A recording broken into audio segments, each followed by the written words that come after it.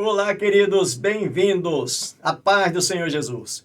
Hoje nós vamos para a quarta lição desse trimestre, estudando sobre a primeira carta de Paulo aos Coríntios, com o tema imoralidade e litígios. E o texto para leitura em classe está em 1 Coríntios, capítulo 5, do verso 1 ao 13, e capítulo 6, do verso 1 ao 12. E os tópicos que vamos abordar são eles. Primeiro, a imoralidade. Segundo, associações perigosas. E terceiro, litígios judiciais. E os objetivos desse comentário são os seguintes. Primeiro, entender que devemos fugir da imoralidade. Segundo, saber que associações ruins prejudicam nosso testemunho. E, em terceiro e último lugar, compreender que é preferível sofrer a causar injustiças. E eu sugiro que você faça a leitura do capítulo 5 e 6 da primeira carta de Paulo aos Coríntios, que somados a esse comentário, o seu aproveitamento e crescimento será ainda maior. Eu quero agradecer a você, querido irmão, querida irmã, mais uma vez, meu muito obrigado, você que já é inscrito no canal. E a você que ainda não é inscrito e quiser fazer isso agora para nos ajudar que o canal continue expandindo e mais vidas ainda sendo alcançadas para o reino de Deus, seja muito bem-vindo. Eu quero agradecer a você da cidade de Manaus, do estado do Amazonas, mas também das demais capitais e os demais estados brasileiros que nos acompanham, ou de onde quer que você esteja nos acompanhando. Sejam todos muito bem-vindos. Não esqueça de deixar o seu like, de fazer o seu comentário. Se quiser nos informar de onde você está nos acompanhando, terei prazer de respondê-lo. Também, se quiser compartilhar o link com mais alguém, fique à vontade. Deus te abençoe. Vamos então ao nosso comentário de hoje. Na introdução, o escritor diz assim: no capítulo 5, Paulo alerta a igreja em Corinto sobre a prática de imoralidade no meio dela. Ele os repreende e recomenda que não tolerem tais práticas reprováveis até mesmo entre os descrentes, nem se associe com os que a praticam. No capítulo 6, Paulo censura os que estão litigiando na justiça comum romana contra os seus irmãos na fé, recomendando que as diferenças entre eles fossem resolvidas internamente, evitando injustiça e o mau testemunho aos que são de fora. Ao final, Paulo censura práticas impuras que estavam sendo aceitas como normais pelos crentes em Corinto. O primeiro tópico, a imoralidade. 1 Coríntios, capítulo 5, do verso 1 ao 8. O povo de Corinto era famoso por sua imoralidade. Tamanha era essa fama que quando os romanos queriam referir-se a uma prostituta, utilizavam a expressão moça de Corinto. Quando se via uma prostituta, não queria saber nem de onde era, mas eles já usavam esse termo. Essa é moça de Corinto. Ainda, além disso, segundo os historiadores, para identificar fornicação ou prostituição, as pessoas utilizavam um termo equivalente a corintiar. Também era uma linguagem pejorativa, banalização mesmo dos corintos, quando eles diziam essa pessoa estar a corintiar, ou seja, estar a se prostituir, estar a adulterar. Também havia na cidade de Corinto um templo dedicado à deusa grega da fertilidade chamada Afrodite, e alguns historiadores dizem que existiam ali sacerdotisas profissionais do sexo que eram empregadas nesse templo, trabalhavam na forma de cultuar a essa deusa. As pessoas que chegavam para fazer as suas oferendas, os homens, então se prostituíam com essas sacerdotisas profissionais do sexo ali, dizendo que era a forma de celebrar esse culto a essa a essa deusa, a deusa Afrodite. Esta era a degradação moral que vivia a cidade de Corinto. E a igreja que fora fundada nessa cidade está lá, talvez sofrendo com essas situações externas que agora começa a trazer alguns sinais de prejuízos espirituais no interior dessa igreja. Primeiro subtópico, a imoralidade em Corinto, que está no capítulo 5, no verso 1. O texto diz: geralmente se ouve que há entre vós imoralidade, e imoralidade tal como nem mesmo entre os gentios é haver quem se atreva a possuir a mulher de seu próprio pai. Paulo, ele condena essa atitude Esse tipo de comportamento era repudiado entre os romanos e principalmente entre os judeus. Na lei de Moisés, lá no livro de Levítico, capítulo 18, no verso 8, o escritor diz: não se descobrirá a nudez da mulher do teu pai. Descobrir a nudez da mulher de um pai era como descobrir a nudez do próprio pai. Era como ter relacionamento sexual com o próprio pai. Ainda no livro de Deuteronômio, capítulo 22, no verso 30, o escritor ainda diz que nenhum homem tomará a mulher do seu pai. Estava na lei. E lá no livro de Atos, capítulo 15, no verso 29, quando os discípulos, os apóstolos se reúnem para então criar a nortização da nova igreja, eles não abandonam o que está na lei de Moisés, não. Eles asseguram o que está na lei. E parte desse texto estava dizendo de que não era permitido a fornicação, não era permitido o adultério, não era permitida a prostituição. Estava nos regimentos da nova igreja. Só que, à luz do comentário, parece que a igreja de Corinto, ela está permitindo isso. A igreja de Corinto está aceitando isso com naturalidade. Por isso que o texto diz, geralmente, Paulo está dizendo, olha, eu não ouvi uma única vez, não é uma única pessoa que falou isso. Ou seja, se ouve falar, o assunto já estava na boca do povo.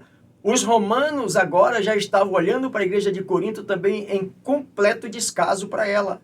Porque um povo que estava fazendo diferença, mas agora não tinha nenhuma diferença. Então até os ímpios de Corinto escandalizavam-se com a permissividade que estava acontecendo naquela igreja. Segundo subtópico, fornicação, adultério, prostituição. Capítulo 5, verso 2. O texto diz assim: e contudo andais vós ensoberbecidos, e não chegaste a lamentar. O que Paulo está sabendo é que a igreja está sabendo do caso. Uma boa parte da igreja sabe, mas nem sequer lamentam do que está acontecendo. O testemunho da igreja está indo de águas abaixo, está indo pelo ralo, mas ninguém está preocupado de resolver o problema.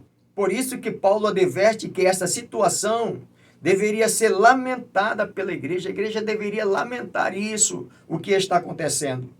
Dentro da perspectiva bíblica, entende-se por fornicação a prática do sexo por pessoas solteiras.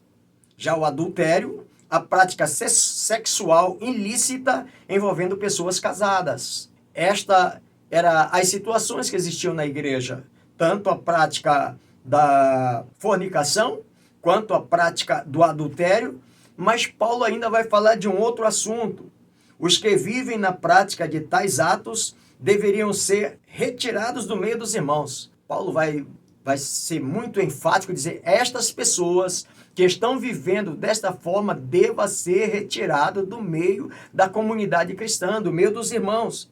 Existe uma corrente que defende uma postura inclusiva da igreja, na qual práticas condenáveis são aceitas e celebradas. Isto não pode acontecer. E à luz do texto, Paulo trata com todas estas questões que são mais atuais do que imaginamos. Nos nossos dias, o que nós estamos estudando na carta de 1 Coríntios são fatos que aconteceram naquela época e que ainda hoje, nos dias que nós estamos vivendo, podem acontecer. E aqui nós temos uma base teológica muito forte para que essas situações também sejam resolvidas nos nossos dias. Outro grave perigo que permeava a sociedade da época e de hoje é a questão da prostituição. Pastor, é diferente prostituição de adultério e de fornicação? Sim, a prostituição são aquelas pessoas que vendem o seu próprio corpo, que negociam o seu corpo, se prostituem em troca de recursos. No verso de número 6 ao verso 8 do capítulo 5, o terceiro subtópico fala sobre fermento velho. E o escritor diz, lançai fora o velho fermento para que sejais nova massa. Nesse texto, o apóstolo faz referência à Páscoa e também aos ensinos de Jesus em relação ao fermento dos fariseus. Seu intento é mostrar como este pecado que eles permitiam permanecer na congregação iria se espalhar e fermentar a todos. O pecado de um membro poderia afetar a todo o corpo. É interessante observar, à luz do texto, que quando Paulo está se referindo a esse fermento, ele estava referindo-se a uma festa que era muito celebrada pelos judeus e que estava nos regimentos internos do povo judaico como estatuto perpétuo para ser celebrado todo ano, no momento da Páscoa do Senhor, após a Páscoa, então celebrar essa festa do pão sem fermento, que durava de um sábado a outro sábado, e isso apontava para aquele ato que Deus tirara o povo de Israel do Egito, e nesse dia de festa era para o povo lembrar de que Deus é um Deus santo, é um Deus puro, portanto, nenhuma alimentação fermentada durante esses 7 dias deveria ser guardado por geração perpétua entre o povo de Israel. E quando Jesus fala sobre isso no livro de Lucas, capítulo 12, no verso 1, ele fala para que os discípulos também eles tivessem cuidado, eles se afastassem, não se envolvessem com o fermento dos fariseus. E qual era o fermento dos fariseus que Jesus estava dizendo? O fermento dos fariseus era aquilo que eles demonstravam ser que na verdade não era. Ensinavam uma coisa que eles não viviam. Ou viviam algo que eles não podiam falar que viviam. Então, o mestre chega a dizer, isso aqui é uma hipocrisia. Vocês, meus discípulos, se livrem desses ensinamentos, se livrem desse fermento, dessa hipocrisia dos fariseus. E é isso que Paulo está mostrando aos crentes também de Corinto. Se livrem desse fermento velho para que vocês sejam uma nova massa, porque se vocês não se livrar desse fermento velho no meio de vocês, toda a massa vai ficar contaminada. O que é isso? Toda a igreja depois vai sofrer. A fala de Paulo, lá no capítulo 4, também é um apelo para que a igreja em Corinto tire do meio de si pessoas que se dizem cristãos. Não é tirar os crentes em si, mas aqueles que se dizem e não são. Nós vamos observar já no texto. Ele está falando aqui de uma disciplina. Aplique uma disciplina. A disciplina é uma forma de corrigir os rumos, corrigir os nortes. Infelizmente, nos dias que nós estamos vivendo hoje, falar de uma disciplina na igreja vai virar processo. Não, se me disciplinar, eu vou processar. Por quê? Porque as pessoas hoje não querem ser corrigidas. Mesmo a igreja vendo, mesmo a liderança, o pastor, aqueles que cuidam do bem-estar da igreja, vendo que o irmão está indo por caminhos tortuosos e que precisa ser corrigido, que a sua prática é inaceitável e muitas vezes não se pode corrigir. Aquela festa dos pães asmos, tirar todo o fermento, ela representava, irmãos, o sacrifício do Cordeiro Pascal, ou seja, livrar-se de antigos hábitos pecaminosos, adotando hábitos sãos e um padrão de vida santificada ao Senhor. Por isso que Paulo está dizendo, tira o fermento velho, tira para que a massa toda viva essa santidade do Senhor. Segundo tópico, associações perigosas. 1 Coríntios capítulo 5, verso 9 a 13. Aos que se prostituem, é o primeiro subtópico que está em 1 Coríntios capítulo 5, verso 9. Paulo recomenda aos cristãos em Corinto que não flertem com o pecado. O que é isso, pastor? Ele está dizendo, irmãos, não namorem com o pecado. Não tenha interesse de ficar olhando para o pecado, puxa, mas é tão legal. Não. Não queira aproximação. Algumas pessoas, quando Paulo está dizendo, olha, fujam disso aí, chegam a interpretar erroneamente que Paulo estava fazendo uma advertência que os crentes de Corinto não deveriam ter nenhum tipo de relacionamento com as demais pessoas de Corinto, nem de trabalho, nem de negócios, nem de relacionamento, nada. Que os crentes de Corinto deviam completamente se ausentar de todo esse povo. Mas a interpretação correta, meus irmãos, é que Paulo estava pedindo de que aqueles que se diziam cristãos, aqueles que chegavam na igreja, mas que não havia mudança de comportamento. É com esses daqui que Paulo está pedindo. Ao contrário, devemos ser sal e luz para as pessoas que nos cercam, influenciando positivamente em nossa sociedade. Por isso, Jesus deixa claro em Mateus capítulo 5, do verso 13 a 16, dizendo, vós sois a luz do mundo.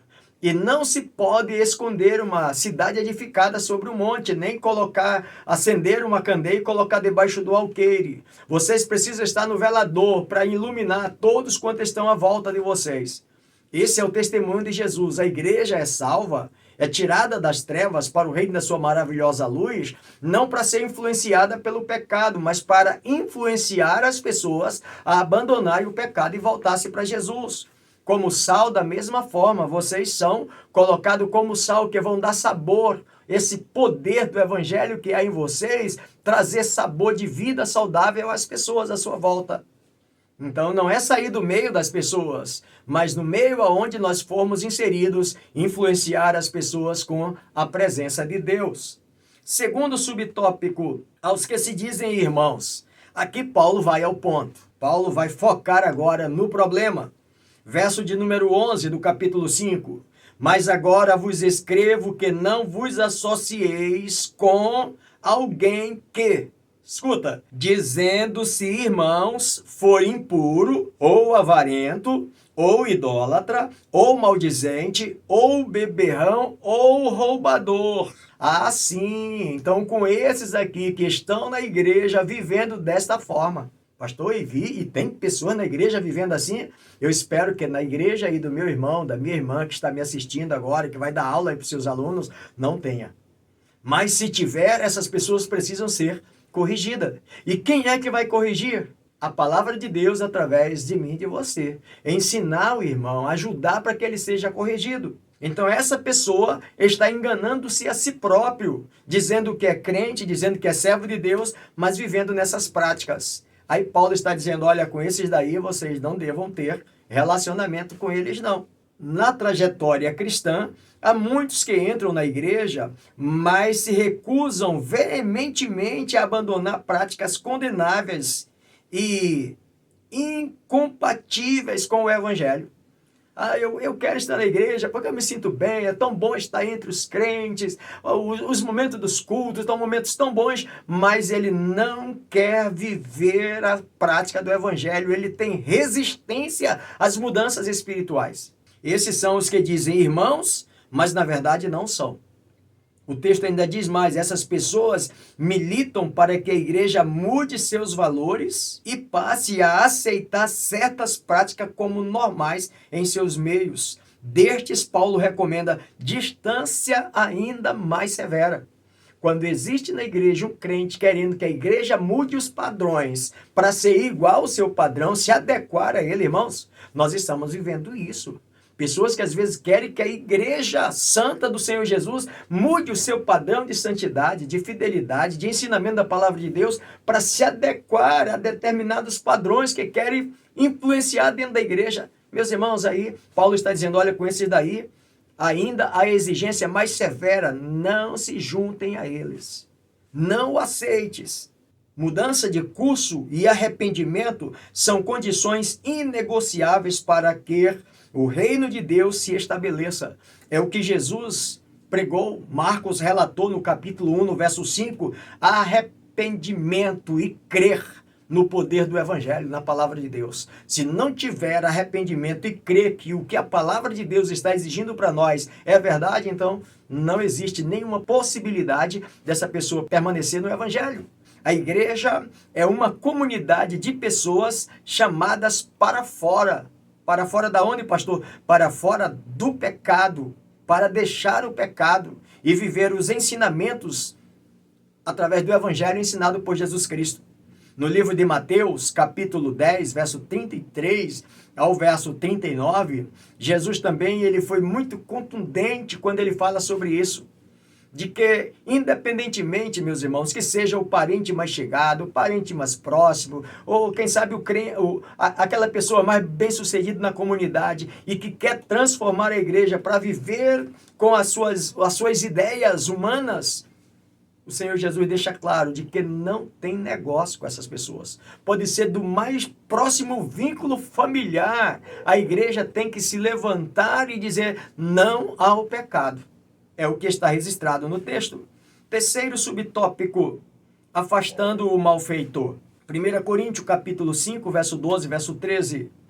Os de fora, porém, Deus os julgará. Expulsai, pois, dentre vós o malfeitor. Aqui Paulo parece que ele é um pouco bem decisivo, né, irmãos? Gente, nós não estamos falando daqueles que vivem na prática do pecado lá fora. Esses daí, Deus os julgará eles. Mas aqueles que estão dentro de nós e vive nessa prática do pecado, e Paulo diz, expulsa esse do meio de vocês. Forte a palavra, para as pessoas de fora, sejamos luz e deixemos o julgamento para Deus. Não podemos limpar o peixe antes de pescar. É uma linguagem do escritor. Olha, quando a gente ganha alguém para Jesus, a própria Bíblia diz, venha como estás. Então a pessoa vem do jeito que vier, cheio, coberto de todas as mazelas do pecado. E uma vez no meio da comunidade cristã, o evangelho vai lapidando, vai transformando, vai limpando, vai dando tratamento até essa pessoa se tornar então um crente santificado pelo poder da palavra de Deus. Ele vem como está, mas ele precisa ser transformado. Se ele não for transformado, o escritor diz assim, quanto aos de dentro, note que a recomendação de Paulo não é o afastamento de quem está lutando contra o pecado e eventualmente tenha falhas, mas a respeito daqueles que deliberadamente vivem pecando e celebrando ainda o seu pecado. Porque pode acontecer, irmãos, que aí na igreja tenhamos pessoas que estão lutando para se fortalecer. Talvez você já acompanhou alguém assim, de ter que carregar mesmo no braço, de ter que ajudar, de ir lá buscar, vamos irmão, vamos, até essa pessoa se firmar, não é verdade? O que Paulo está falando não é sobre essas pessoas, que talvez está com 1 ano, 2 anos, dando trabalho para você para consolidar, até agora ainda não conseguiu. Mas ele demonstra vontade, ele demonstra interesse de mudança. O que Paulo está falando é aquele que tem prazer no pecado e ainda celebra o pecado que ele faz. Ele é desobediente e celebra a sua desobediência. E aí Paulo está dizendo, olha, essas pessoas é que vocês têm que tratarem. É preciso tratar essas pessoas demonstrando desaprovação ao seu comportamento, que não acontecia na igreja de Corinto. A igreja de Corinto ainda aprovava o que essas pessoas faziam. E o Paulo está dizendo, desaprove esse comportamento. São casos extremos e isolados, mas, como no caso exposto por Paulo, é a única alternativa para evitar que o mau exemplo corrompa outros irmãos. Terceiro tópico, litígios judiciais. 1 Coríntios, capítulo 6, verso 1 ao 20. Na comunidade cristã, nenhuma diferença interpessoal deve ser irreconciliável. Paulo confronta a situação em que um membro da comunidade de Cristo leva outro membro ao tribunal de incrédulos antes de buscar solução entre os irmãos. Paulo vai tratar de um assunto muito delicado que acontecia na igreja de Corinto, de que quando o irmão tinha um litígio contra outro, levava na justiça romana, que não tinha nenhum conhecimento, nenhum apreço acerca das leis ou da comunidade de Israel, e então julgariam da forma como eles bem pensassem, e isso poderia trazer justiça ou injustiça às pessoas que estavam nesse litígio. Primeiro subtópico, sofrer ou causar injustiça. Capítulo 6, do verso 1 a 3. Aventura-se algum de vós, tendo questão contra outro, a submetê-lo a juízo perante os injustos e não perante os santos? O que Paulo está mostrando? Aventura-se. Essa palavra, ela poderia ser, ousa alguém de vós levar o irmão de vocês a um juízo ímpio, sem antes consultar a própria igreja? A preocupação geral de Paulo neste versículo é com o testemunho cristão da igreja. Ele está preocupado com cada irmão, claro, mas a sua maior preocupação é o testemunho no que envolve toda a comunidade, toda a igreja do Senhor Jesus. Paulo, no capítulo 10 da sua primeira carta aos Coríntios, no verso 24, ele chega a dizer que ninguém busque o proveito próprio, antes cada um o que é de outrem. Antes mesmo de você pensar no proveito seu, pense também no proveito de outros. Ou seja, pastor, mas eu quero mesmo, eu quero justiça, eu quero que ele pague pelo que ele fez. Aí o apóstolo estava dizendo, você já pensou que antes de você colocar o irmão na justiça, você já pensou colocar-se no lugar dele para ver se fosse você no lugar dele, como você gostaria de ser tratado? Romanos capítulo 2, verso 1, o escritor chega a dizer assim, portanto, és inexcusável quando julgas, ó homem, quem quer que sejas, porque te condenas a ti mesmo naquilo em que julgas a outro, pois tu que julgas, faz o mesmo. Ou seja, quando a pessoa se coloca no lugar do juiz, dizendo, não, eu quero a justiça, eu vou julgar. Aí Paulo chega a dizer assim, possivelmente essas pessoas, às vezes, procuram uma justiça ímpia, porque ele também é devedor. E ele não quer, de maneira nenhuma, expor a sua situação diante da comunidade cristã, porque também vai expor os seus fatos. Não, então eu não quero expor, eu quero ganhar mais na justiça, mas eu quero uma justiça ímpia, que a justiça determine lá, o que der, deu, mas eu não me curvo. E aí, quando observamos a carta do apóstolo Pedro, no capítulo 3, verso 17, porque é melhor padecer fazendo o bem, se esta for a vontade de Deus, do que padecer fazendo o mal.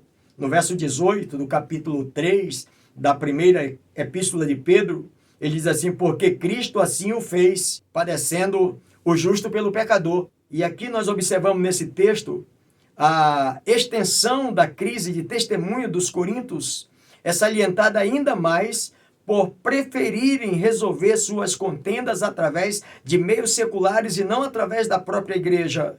Paulo diz que é preferível e mais semelhante a Cristo ser injustiçado do que sacrificar o próprio testemunho, resolvendo conflitos por meio que exclui e violam princípios cristãos.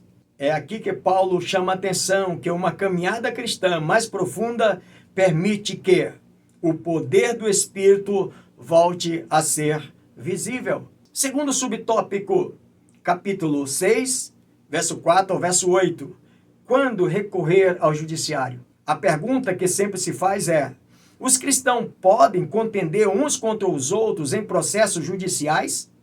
A resposta não é simples, sim ou não. O valioso ensino de Paulo nos permite estabelecer alguns importantes pontos de reflexão. E aqui chega a nossa reflexão, a minha e a sua. Refletir sobre o assunto. Primeiro ponto, se eu devo levar ou não o irmão a um juízo, a um tribunal.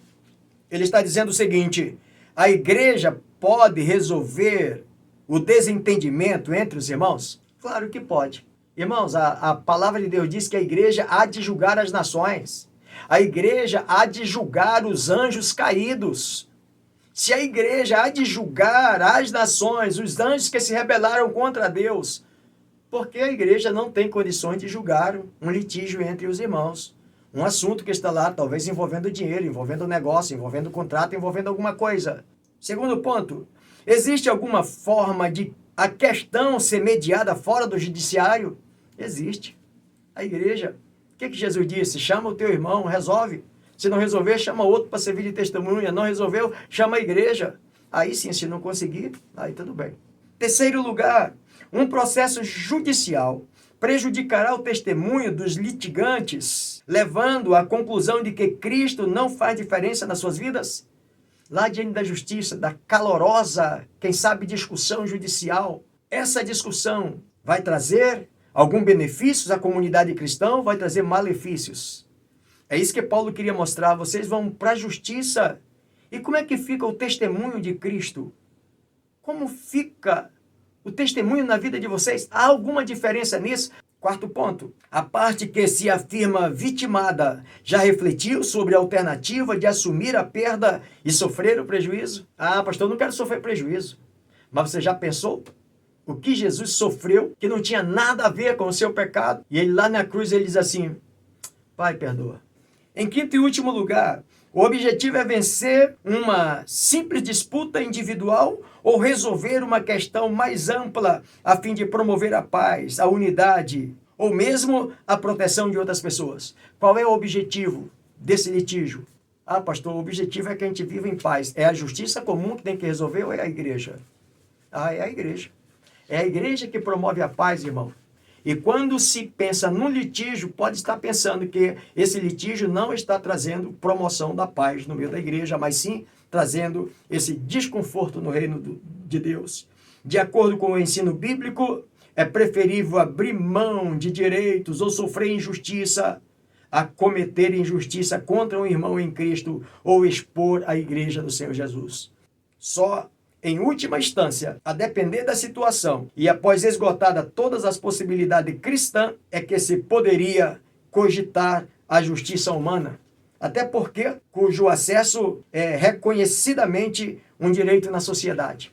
Nossos conflitos precisam ser resolvidos internamente, em oração, buscando sabedoria do alto, com um espírito de perdão e desprendimento. Antes de qualquer situação, ora, pede de Deus, talvez você que está me assistindo, você professor que está aí, talvez para tratar de um assunto desse na sua classe, leve esse irmão a orar, a buscar a presença de Deus, para que Deus haja, para que Deus dê o norte, para que Deus dê a direção, e quem sabe até mesmo assumindo o prejuízo, seja muito mais benéfico, mais salutar e mais harmonioso para o reino de Deus. Para finalizar, o terceiro subtópico, fé e vida andam juntos.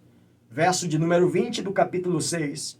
Porque fostes comprado por bom preço, agora, pois, glorificai a Deus no vosso corpo. Não se pode separar a vida espiritual da vida material.